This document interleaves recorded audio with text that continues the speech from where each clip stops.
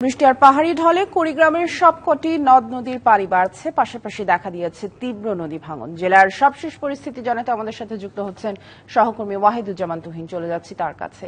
তুহিন, কুড়িগ্রামে এই মুহূর্তে বন্যা পরিস্থিতি কেমন দেখছেন জানাবেন। দুর্ভোগ খানিকটা বেড়েছে ভাঙনের কারণে।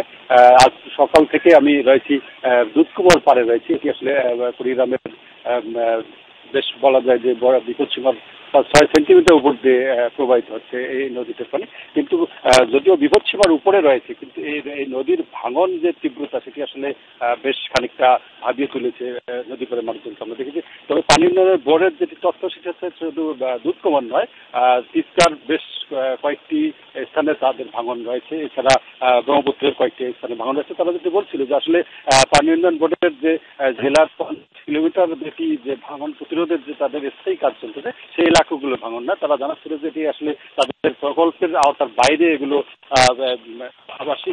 আবাদি ফসলি কিছু জমি রয়েছে এবং কিছু ঘর বাড়ি রয়েছে সেই এলাকাগুলো। তারপর তারা জানাচ্ছিল যে আসলে পানি নেমে যাওয়ার পর হয়তো তারা সেই এলাকাগুলোতে হয়তো কার্যক্রম চালাবে। তবে পানির যে গতি সেটি আসলে যদিও আজ এই মুহূর্তে কুড়িগ্রামের আবহাওয়া অনেকটাই ভালো, সূর্য রয়েছে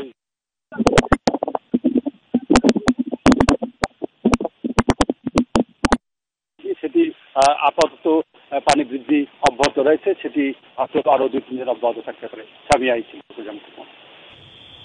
তুহিন, ধন্যবাদ আমাদের সাথে যুক্ত হবার জন্য।